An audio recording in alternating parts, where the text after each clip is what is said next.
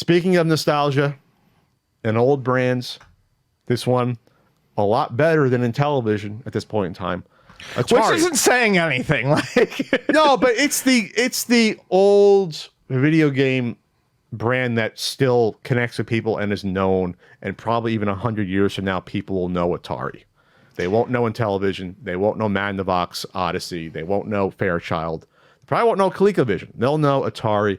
And Atari as a brand, because it was not Atari Corp before 72, but it turned 50 years old, I believe, on the 27th of June. It just happened 24 hours ago.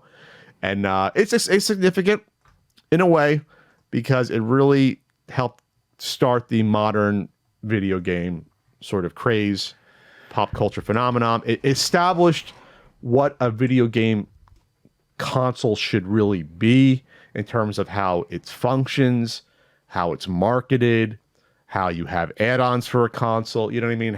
How you have a follow-up console. It was Atari that, you know, took all these steps to do that. And I agree that, you know, arcade ports, third-party developers. Fives and zeros is what we celebrate. And as someone on Twitter said, this is a 5 and a 0. Yeah, I mean, this is the best one. I guess 100 would be a little bit better because it's 2 zeros and a 10, which is 2 5s. Yeah. But yes, Atari was important. They were very important, like you said, in the early days. They really did kind of they built the model, which is funny because they didn't have a lot of long-term success. The 2600 was very successful. The 5200 was not. The 7800 was stuck in development hell and released way too late to ever be considered a contender. It was 86 when it was done in 84. Right. They basically should have skipped the 5200 and went to the 7800. Right. You know, the Lynx, you know, impressive for the time, but did not, you know, sell particularly well. It probably was profitable. I mean, from what you see and hear, it's like, yeah, it sold a decent amount. You know, there was a decent amount of games, but obviously it wasn't enough to keep them going for that long on that. And then the Jaguar. And the Jaguars was a fucking disaster. Right. Atari was always one or two after the 2600. They were always one step behind. The competition clearly outpaced them and did it. You know, did it better. Not that, you know, the ColecoVision was, you know, super popular or widespread, but I don't know. Every single Atari system always paled in comparison to what else was available at the time. Yes. I mean, hell, the Intellivision was a superior on the hardware than the 2600. It didn't have the third-party support, had an awful fucking controller, but the Intellivision console could do a lot more than the 2600 could.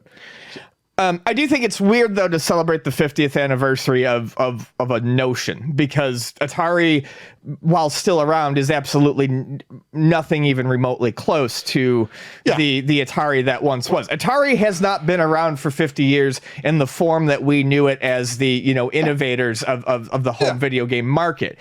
This is 50th anniversary of a symbol. Of a brand, of an IP. It's really hard for me to look at that as something that is really, it's strange. So basically, what happened was, before it was officially Atari, I'm looking for the name. Nolan Bushnell and Ted Dabney founded a company called Syzygy Engineering. Syzygy, not as good a name as Atari. Atari is a great name. Sounds good. It has a good meaning behind it. Syzygy is fun to spell, though. So they did Computer Space, remember, which was, you know, the first commercial video arcade game in 71, which was basically Space War, the MIT game, in an arcade form. Beautiful cabinets, if you ever see them. Gorgeous. That flaky spray paint design. There's like I said, they look like carnival ride like chariots. They've got that really like heavy flake paint with the gloss. There's green, red, blue, and yellow, I believe, and then there's a 2-player version. That's hard to find. Someone talked to me about that they have one. Gorgeous machines if you ever see them, and it's basically just two ships shooting at each other on a screen. That's what it is.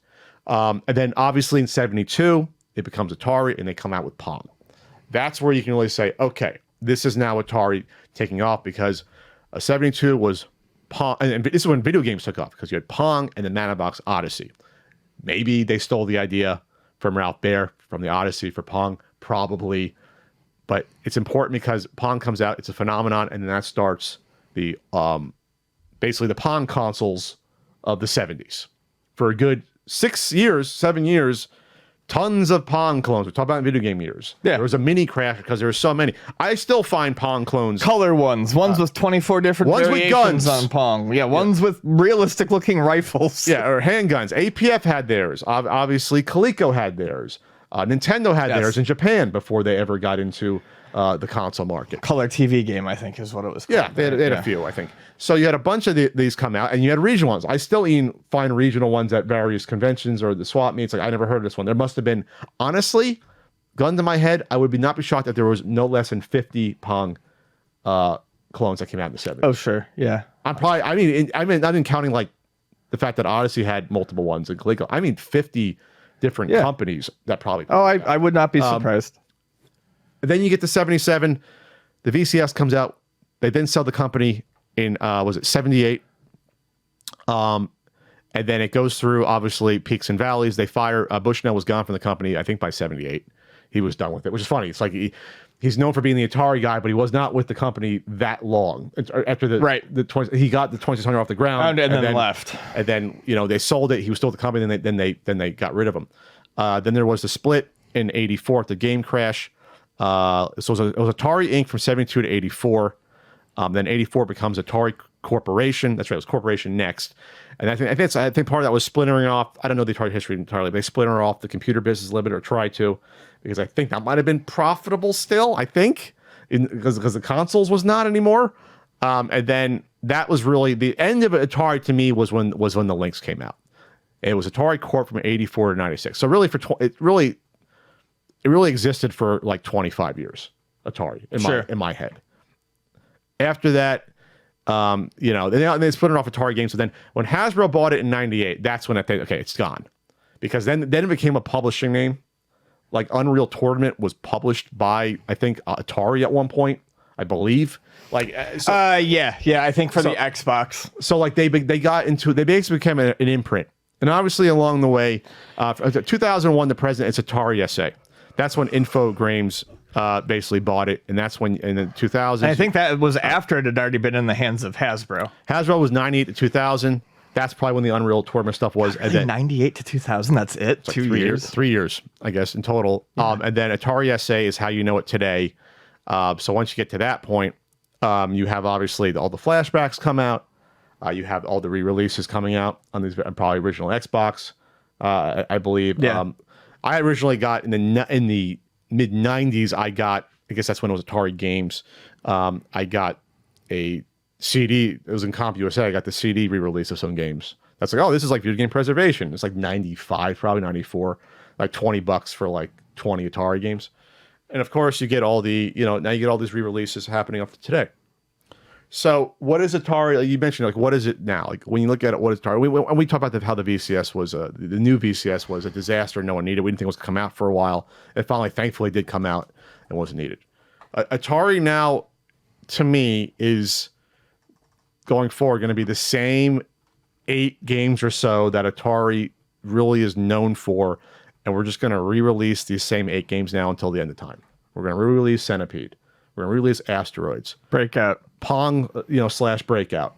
We're going to re-release Warlords, maybe. I'm already running out of steam.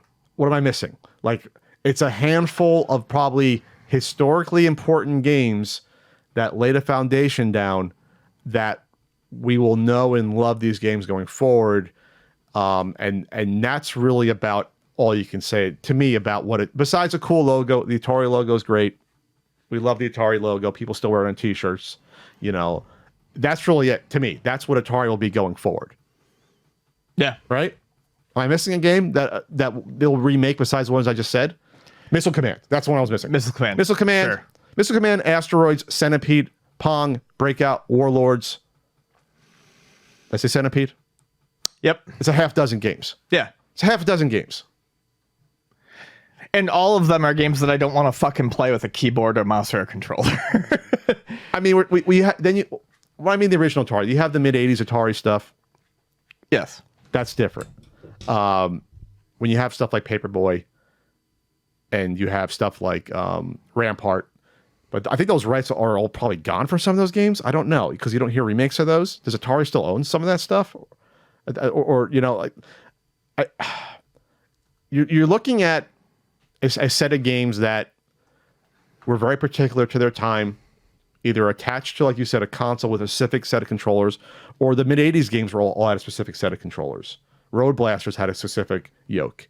Paperboy had the handlebars. I always shit on Atari, like when the stuff that they put, like their actual games that they put on like their systems, but it was never because they weren't like decent games. It was that they were innovators in the arcade space early on with different control schemes and stuff, really kind of experimenting with how to best interact with a video game, and none of that translated to their home consoles. Yes, and it's not really translating for me here. Yeah, because the Atari games, which I'm trying to see who owns it. Atari Games became the arcade stuff in '84. That was Atari Games. That's right. So that includes like Marble Madness. Looking at this Atari Games, Marble Madness, Paperboy, stuff like they did Indiana Jones Temple of Doom. They did Gauntlet. They did Super Sprint. They did Road Runner. They did Sprint Championship. They did 720. They did Road Blasters. They did APB. They did Zybots. They did Vindicators, Tubin, Cyberball, Hard Driving. The Tetris that came out. Stun Runner. They went up to Pit. They did Pit Fighter. That's right. They did Clax. So these are memorable games. Then and then into the '90s. That's when they went up to like Gauntlet Legends and California Speed and San Francisco Rush. And remember like War Final Assault. Then they were done with the arcade stuff. A lot of those games are like sort of like one-offs. Like as much as I love Rampart, that's not a beloved series of games. No, it's a great game. But they're gonna keep even like. Can they even do like a bunch of remakes of that? I wish. The same with like Clax. The same with APB. I played Cyberball with Norm at a convention at Midwest. We played it. It was a beautiful four-player cabinet with 2 monitors. We had a great time. Me and Norm. We barely pulled out. We won in overtime. Cyberball. Were we playing against people or the computer? Computer. We won in overtime. Great games at their time and place. And I can even say the same thing for Paperboy. Great game at its time and place. Oh, I love Paperboy. Yes. It's fantastic. But like you're not going to see games like that create a long-running franchise that'll continue forever. No. That's it. So it's almost like Atari was good at innovating, but not seeing like, okay, long-term, what do we have to do to succeed? We have to develop mascots. We have to make sure that we run this business properly. We have to make sure that we don't, run this thing into the ground with short-term thinking. Let's allow any fucking old game on our console have no quality control or anything. That's the one thing to say about Nintendo's draconian practices. They weren't going to make the same mistake that Atari made. They weren't. Sure. Gonna, and yes, you can say, oh, they allowed some shit on the console. Imagine if they didn't have that seal of approval. You know those Color Dreams games that were hard to get? Imagine if they weren't hard to get and they just blanketed the market. Yeah. Gross. Wouldn't have worked out well at all. I mean, no one would want to buy it. That's why Atari started to falter. I mean, yeah, people make, joke about the Nintendo seal of quality. Doesn't mean that there's not bad games. It just means that they're at least guaranteed to fucking play properly. Deadly Towers functioned. Yeah. People didn't like that game. Muscle functioned. Sure. X-Men functioned. Didn't crash. Okay. It functioned. You're stretching it with X-Men? I have an exception to that game. It functioned. Sure. I beat it. You can beat that damn game. You can. Yeah. It sucks, but you can beat it. Cool, man. I can beat Atari Warriors. I barely. Your eyes will be. I've never beaten it because the code stops working in the last level. You just got to be careful. You just got to be really. I did it as a kid. Yeah, I'm careful about not playing the game. Yes. Good old Micronics port. So yeah. Going forward, like I said, you're going to see I want to see. I haven't played the Recharge games. They look great. They actually look fun. They look okay. You'd play the Centipede one. I would play the Asteroid one. No, I'd play I'd be more interested. I won't play Centipede without a trackball. I just won't. You can't find a trackball controller for a PC and play it? I don't know that it would be compatible. But Breakout, I probably would. There's got to be a USB. I'd play the Breakout one, maybe. You play Breakout? I'd play the Asteroids one. And then, I don't know if you're going to see another computer/console like the VCS, because then they probably realized this was not worth our time. No. Are they still trying to? The fucking CEO that stepped down was fucking, counting the launch as the finish line. I don't think they're. And then they clearanced out all those other ones at half price. Oh, I should have got one. I should have got one too. There was one for $100. They went quick. It was $100 and you got $100 for the $300 version or $400 version. I would have done that just for shits and giggles. The controllers are worth that much. The two controllers that it came with. And then real quick, Stadia. Remember Stadia? Google Stadia? I do. They're launching Centipede, Black Widow. Black Widow is one of their games I always forget about. No one cares. Asteroids, Breakout, and Combinera. I have no idea what Combinera is. So for the 50th anniversary, the recharged ones are coming there. I forgot they did a Black Widow recharge. That's right. So there you go. If you have Google Stadia, if you're the 4 people listening to this that still have a functioning Google Stadia or are using it, you can get the Atari stuff on that. I will point out, I mean, just because we're talking about them, I don't know if it's all the recharged games. I think it is. Yeah, all the recharged games are 50% off right now during Steam's summer sale. So honestly, I'll probably get Breakout recharged for $5 and give it a shot. So $10 is probably what it should cost, a recharged game. I think that's what they do cost, and I think $5 is the sale price. I'm surprised they don't do a bundle with all of them. They do. You can do the Atari Recharged bundle for $25. It gets you Centipede Recharged, Asteroids Recharged, Black Widow Recharged, Breakout Recharged, and Gravatar Recharged. So that's a normal price or half price? That's half price. Okay. $25.45 for all of them is the half price. They would be $50 otherwise. 5 games, $10 a piece. You get a $5 discount by buying all 5, basically, because usually 50. No, you're getting a 25. They're all 50% off during the summer sale. But they're normally 45 for all 5. Oh, no, it's normally $49.95 for all 5. They don't give you a discount? No, bundles don't necessarily mean there's a discount on Steam. It's an easy way to buy everything at once. All right, Pat math there. I want to talk about this other thing real quick, this Atari Mania game. Say, this is what I like. Was it Wade Rosen, if you're listening? This is the type of this is how I want to see the Atari name used. They're doing this game called Atari Mania. It's a cute little, you want to say, indie looking game. You're the caretaker of the Atari Vault, the storehouse of classic Atari games. One night, a dead pixel appears, and soon enough, all heck breaks loose. Over 150 wild micro games spanning the breadth of the Atari catalog, from Asteroids to Yar's Revenge. Yar's Revenge is another Atari game. There we go. People remember that. I fucking love that game. I should have thought of that. And then Adventure. That's about it. There's 8 Atari games that people care about. You'll fight back centipedes with a Pong paddle while the iconic Adventure Dragon hunts you down. This is the type of stuff. This is creative. It's going to be probably a game that won't cost a lot of money.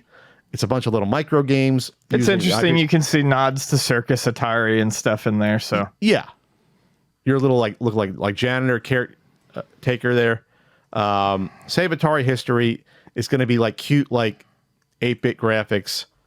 It's going to come out. Some people will like it. It'll mostly be ignored by others, but at least it doesn't besmirch the Atari name. And I think that's something that in the last few years we have to be aware of, is that outside of the Atari VCS minor debacle, because it really did nothing to elevate or even keep Atari in the spotlight, besides the fact that it looks kind of like an Atari.